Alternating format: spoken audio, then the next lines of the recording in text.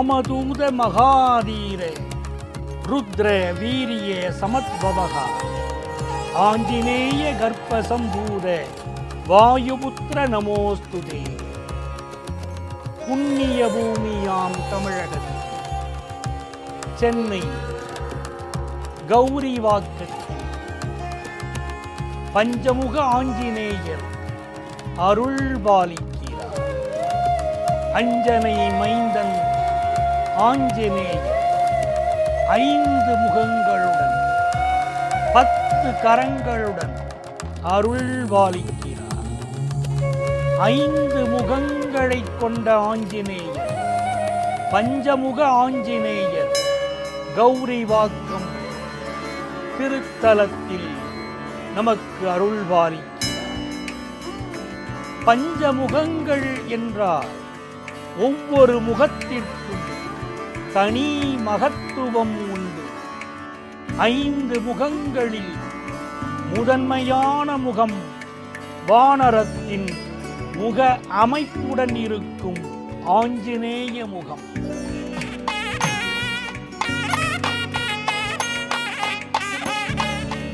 ஆஞ்சநேய முகம். இந்த முகத்தை தரிசனம் செய்தால் கிரக தோஷங்களை நீக்குகிறார். பகைவர்களிடம் இருந்து நம்மை காக்கிறார்.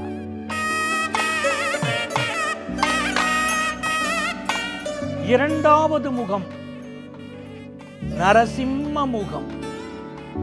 மனிதர்களுக்கு மனதிலே உண்டாகக்கூடிய அத்துணை பயங்களையும் நிவர்த்தி செய்யும் நன்முகமாக நரசிம்ம முகமாக ஆஞ்சநேயரின் இரண்டாவது முக தாத்பரியம் அமைகிறது.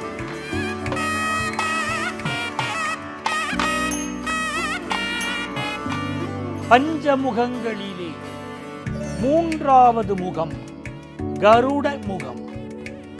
மனிதர்களுக்கு விஷ ஜந்துக்களால் எந்த நோய் உருவானாலும், குறிப்பாக சரும நோய் உள்ளவர்களுக்கு அருமருந்தாக, வினைகள் தீர்க்கும் நன்மருந்தாக ஆஞ்சநேயரின் 3வது முகம் கருட முகம் அமைகிறது.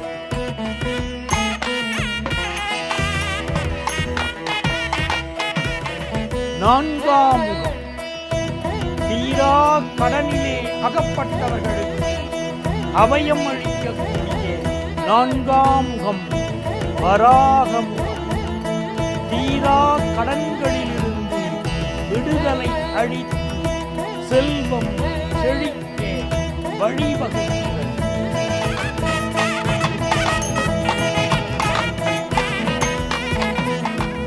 5ஆம் முகம் அற்புதங்களை அள்ளித்தரும் ஆஞ்சநேய பிரானின் 5ஆம் முகம் ஹயக்ரீவ முகம். ஞானானந்தமயம் தேகம் நிர்மலம் படிகாக்குதம் ஆதாரம் சர்வவித்யா ஹயக்ரீவமுவாஸ்மதி என்று எந்த ஹயக்ரீவரை நாம் வழிபடுகிறோம், அந்த ஹயக்ரீவ முகமே ஆஞ்சநேயரின் 5வது முகம்.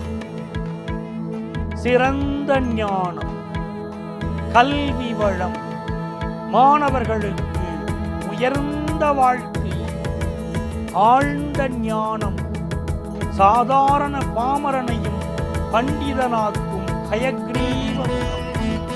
பஞ்சமுக ஆஞ்சநேயரை வழிபட்டார்.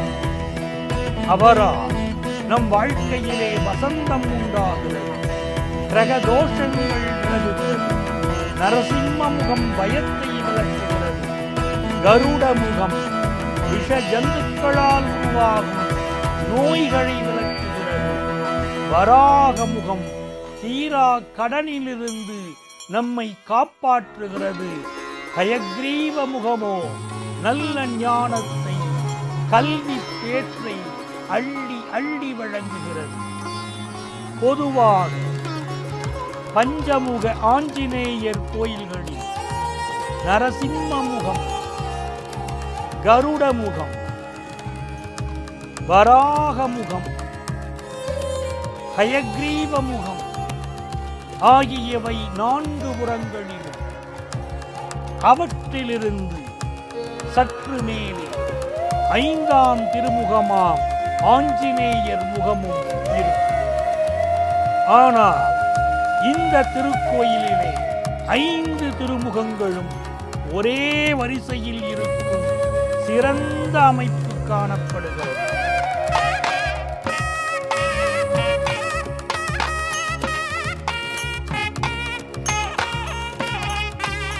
பஞ்சமுக ஆஞ்சநேயர் கௌரி வாக்கத்திலே நமக்கு அருள் காட்சி தருகிறார். வாழ்க்கையின் இன்னல்கள் விலக, சந்தோஷம் பெருக, கல்வி ஞானம் பெருக, வாழ்க்கையிலே சகல சௌபாக்கியங்களும் பெருக பஞ்சமுக ஆஞ்சநேயரை கௌரி வாக்கத்திலே வழிபடும்.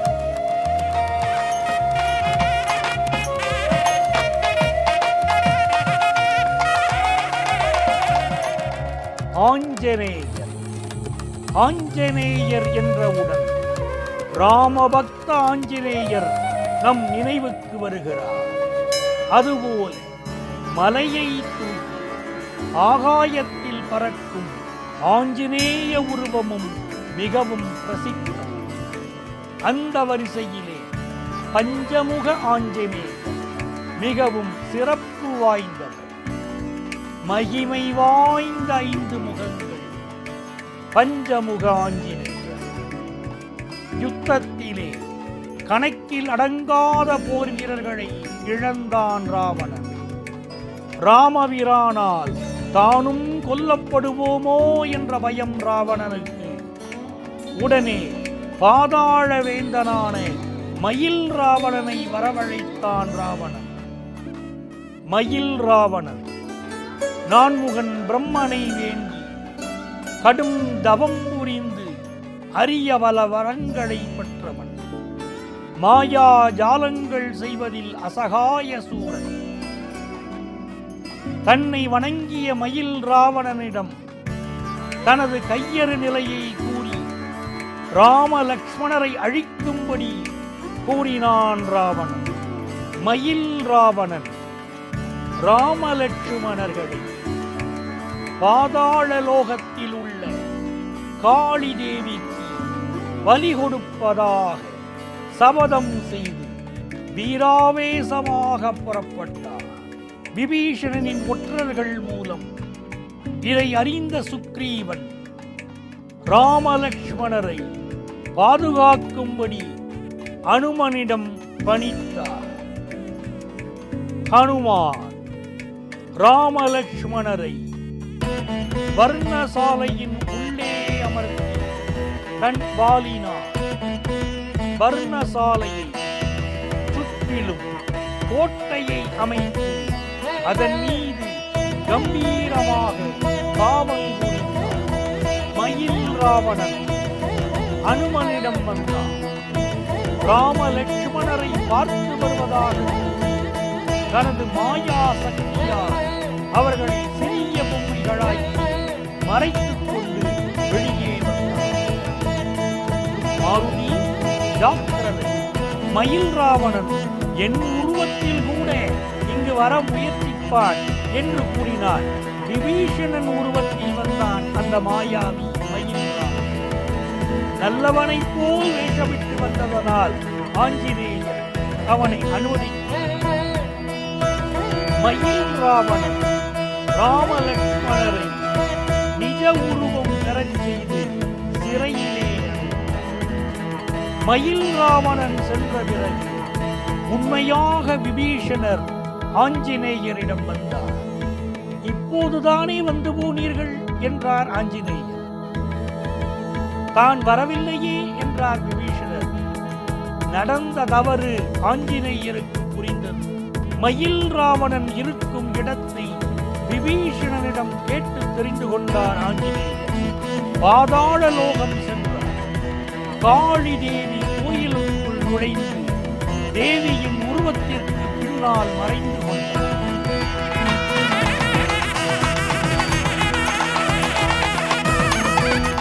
ராமலட்சுமணரை அழைத்துக் கொண்டு மயில் ராவணன் காளி தேவிக்கு பலி கொடுக்க வந்தார். மகிராவணா, பலிகளை மட்டும் உள்ளே அனுப்பு, நீ வர வேண்டாம் என்று காளி போலவே குரலை மாற்றி பேசினார் ஹனுமான். அதன்படி ராமலட்சுமணருடன் மகிராவணன் கோவிலுக்குள் நுழைந்ததும் ஆஞ்சநேயர் விஸ்வரூபம் எடுத்தார், அவனை கொன்றார். பிறகு ராமலட்சுமணர்களிடம் கொடுத்து மயில் ராவணனிடம் போர் செய்யும்படி வேண்டினார். மயில் ராவணன் மாயப்போர் புரிந்தார். போரை முடிவுக்கு கொண்டு வர ஹனுமான் ராமலட்சுமணரை கீழே இறக்கிவிட்டார். விபீஷ்ணர் கூறியபடி 7 கடல்கள் கடந்து ஒரு தீவை அடைந்தார். அங்கு தன்னை எதிர்த்த அரக்கர்களை அழித்து தடாகம் ஒன்றில் தாமரை பூவுக்குள் இருந்த விஷம் கக்கும் வண்டுகள் அடங்கிய பெட்டியை எடுத்துக்கொண்டு திரும்பினார் ஆஞ்சநேயர். மயில் ராவணன் பிரம்மனிடம் ஒரு வரம் பெற்று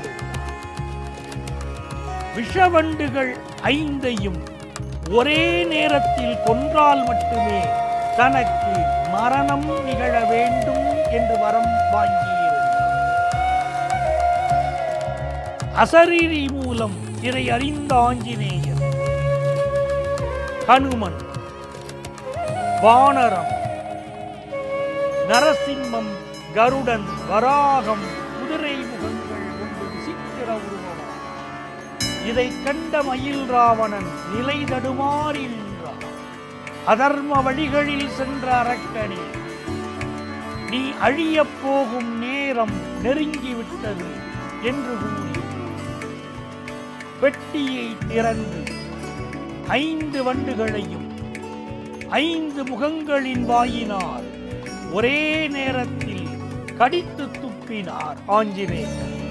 வண்டுகள் மாய்ந்தன.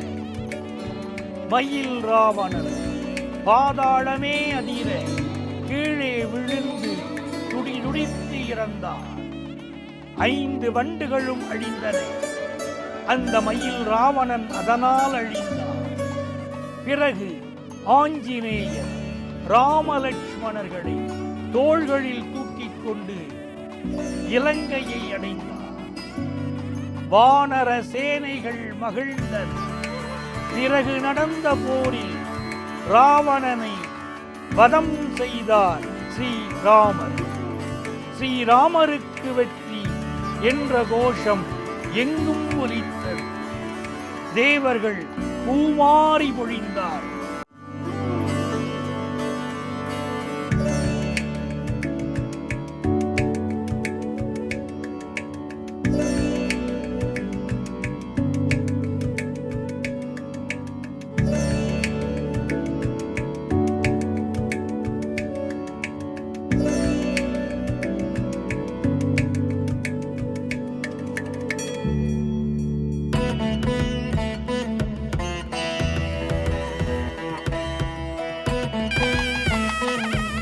கௌரிவாக்கம் மக்கள் தாங்கள் வழிபட ஒரு திருக்கோயிலை நிர்மாணிக்க வேண்டும் என எண்ணியிருந்த நேரத்தில் ஒரு பக்தரின் கனவில் பஞ்சமுக ஆஞ்சநேயருக்கு ஆலயம் அமைக்கும்படி உத்தரவு எழுந்தது.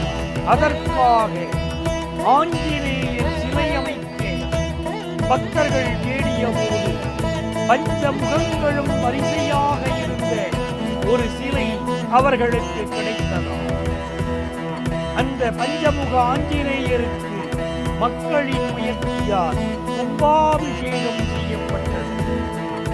உங்கள் வாழ்க்கையிலே திருமணம் நிகழ, குழந்தை பேறு கிடைக்க பஞ்சமுக ஆஞ்சநேயர் அனுக்கிரகம் மனதார வேண்டிய கோரிக்கைகள் நிறைவேற்றி தருகிறார் ஆஞ்சநேயர். அதற்காக மட்டை உரிக்காத தேங்காயை இங்கே காணிக்கையாக வேண்டுதலாக பக்தர்கள் கட்டிவிட்டு செல்கிறார். கோரிக்கை நிறைவேறியதும் தேங்காயை எடுத்து மட்டையை உரித்து இறைவனுக்கு காணிக்கையாக செலுத்துகிறார். வல்லமை வாய்ந்த ஸ்ரீ அனுமனுக்கு பிரதி மூலா நட்சத்திரம் அதிவிமரிசையாக அபிஷேகமும் மாலையில் சகஸ்ரநாம அர்ச்சனையும் நடைபெறுகிறது.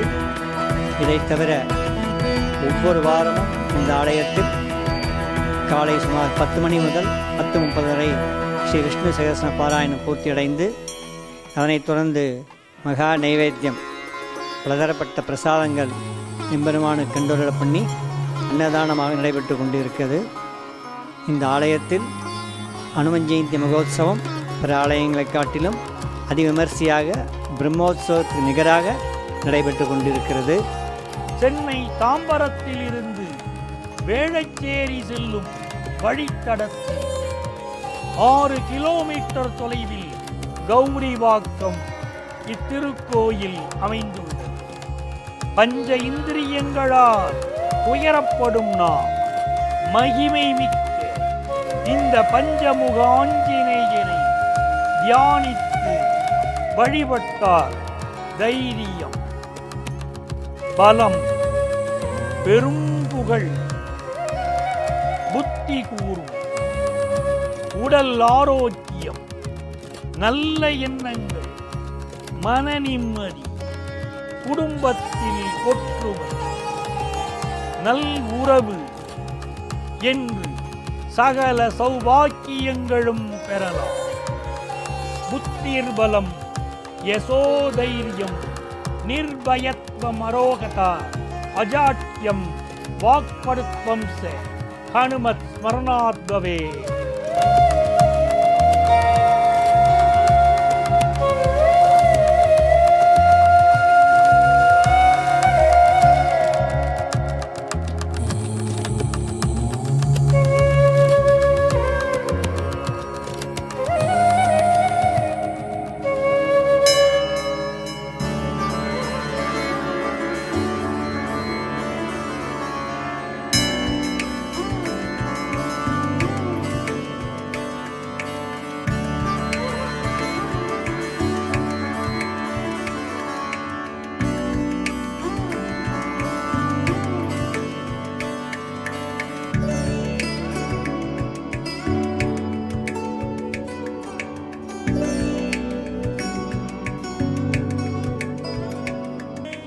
ஸ்ரீ பஞ்சமுக அனுமன், வராகர், நரசிம்மர், ஹயக்ரீவர், கருடன். ஸ்ரீ வராகர் திருமண தடைகளுக்காக ஒவ்வொரு வாரமும் வியாழக்கிழமை நெய்தீபம் ஏற்றி வழிபட்டு வந்தால் இங்கு திருமண தடைகள் அகல்கிறது. அதனைத் தொடர்ந்து ஸ்ரீ நரசிம்மர் ஒவ்வொரு வெள்ளிக்கிழமையும் பிரதி சுவாதி நட்சத்திரமும் இங்கு சகஸ்ரநாம அர்ச்சனை செய்து வழிபட்டு வருபவர்களுக்கு தங்களுடைய ரோகங்கள், கடன்கள் தீர்ந்து வருகிறது. சிரவண நட்சத்திரம், திருவோண நட்சத்திரம் அன்று பள்ளி மாணவர்களுக்கு ஏலைக்காய் மாலை சாட்டி வழிபட்டு வரும்பொழுது அவர்களுடைய புத்தி சாதுரியம், படிப்பு மேலோங்குகிறது. ஸ்ரீ கருடன் ஒவ்வொரு பஞ்சமி திதியில் அவர்களுக்கு எண்ணெய் தீபம் ஏற்றி வழிபட்டு வர காணாத போன பொருட்களும் சர்ம ரோகங்களும் தீர்க்கும் சர்வ வல்லமை வாய்ந்த பெரிய திருவடி பக்ஷிராஜன் என்று சொல்லிடக்கூடக்கூடிய கருடாழ்வார் இங்கு எழுந்துள்ளார். ஸ்ரீ ஹனுமன் பிரார்த்தனை ஸ்தலமாக இங்கே போவதனால அனைத்து நாட்களிலுமே இங்கே வந்து என்னோட காரியம் பூர்த்தி அடைஞ்சு போச்சு அப்படின்றதுனால கிட்டத்தட்ட ஒரு 25 நாட்களும் இங்கே அனுமனுக்கு அபிஷேகம் நடந்து கொண்டிருக்குது. முக்கியமாக மூலா நட்சத்திரம் அன்றைய தினம் காலையில் மிகப்பெரிய அபிஷேகமும் மாலை சகஸ்ரநாம அர்ச்சனையும் வணங்கி வழிபடுவோருக்கு அனுமனின் பிரீத்தியின் பேரில் அவர்களுக்கு எண்ணற்கரிய எதிர்பார்ப்புகள் நீங்குகிறது. மேலும் பிரதி குணர்வசு ஸ்ரீ ராமச்சந்திரமூர்த்திக்கு திருமஞ்சனம் நடைபெற்று கொண்டிருக்கிறது. அந்த திருமஞ்சனத்தை கண்டு கழிப்பவர்களுக்கு பேரானந்தம் கூடுகிறது. இதனைத் தொடர்ந்து பிரதி சித்திரை சக்கரத்தாழ்வார் காலை ஹோமம், அதனைத் தொடர்ந்து மகா அபிஷேகம். ஸ்ரீ நிருசிம்மன் சுவாதி நட்சத்திரம், பிரதோஷம் இதை போன்ற தினங்களுக்கு ஸ்ரீ சகஸ்ரநாமார்ச்சனை செய்து வழிபடுபவர்களுக்கு சகல நன்மைகளும் கைகூடுகிறது.